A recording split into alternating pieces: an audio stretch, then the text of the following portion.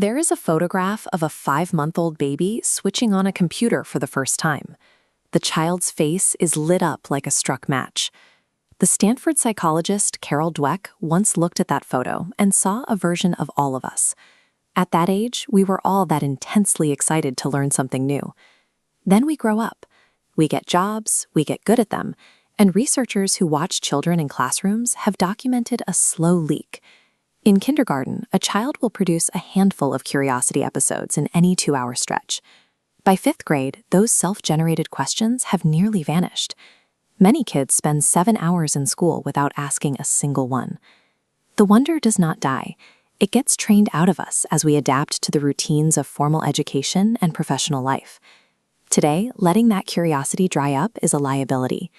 The useful lifespan, the half-life of professional knowledge, is shrinking as the technical requirements of the global economy accelerate.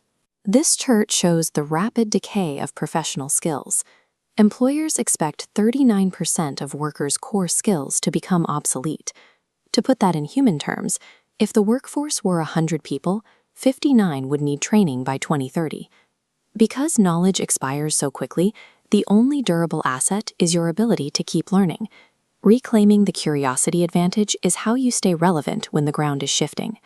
Building this advantage starts at the individual scale.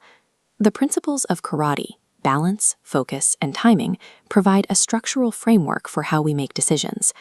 In the dojo, a beginner must master a low stance before any other move is possible. At work, your stance is your informational balance. It is the discipline of not lunging at the first option that presents itself. Warren Buffett and Charlie Munger bunkered reputation on this.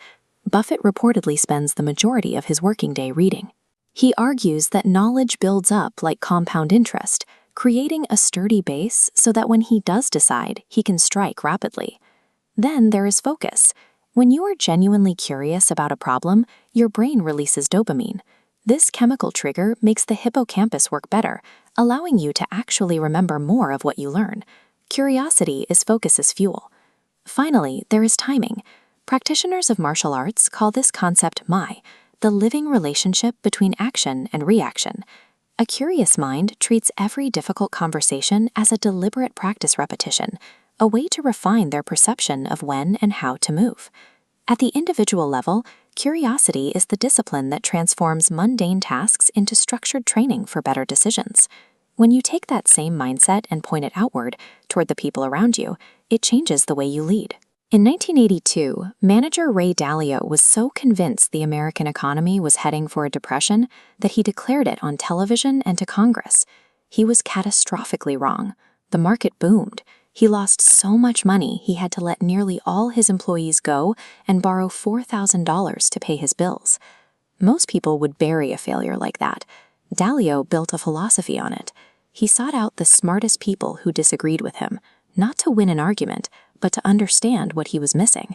He calls this radical open-mindedness, shifting from seeing the world through your own eyes to seeing it through the eyes of those who challenge you.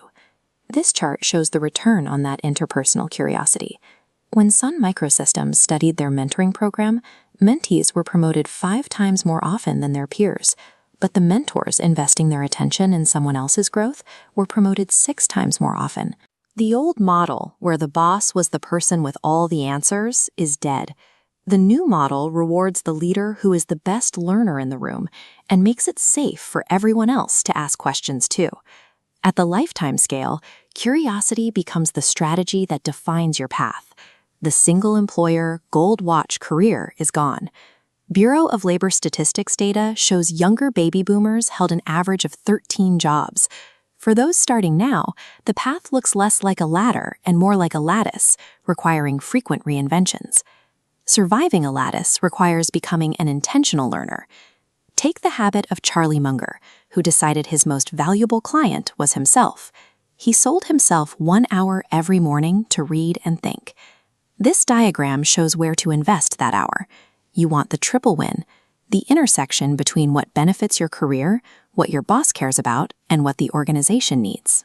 In a lattice economy, the curious generalist who constantly updates their skills will have more moves available than a static specialist waiting for instruction. The focus of the martial artist, the open-mindedness of the hedge fund manager, and the daily learning of the modern professional are all part of the same engine. They are fueled by the belief that your abilities can develop. We often convince ourselves that our intelligence or our career potential is fixed, but the limits we perceive are usually just boundaries we imposed on ourselves and then forgot we were holding the pen. Gichin Funakoshi said that karate is like boiling water. If you do not keep heating it, it returns to lukewarm. Curiosity redraws the lines of what you can achieve. Claim the advantage by staying a little more interested than everyone else, for a little longer than seems reasonable.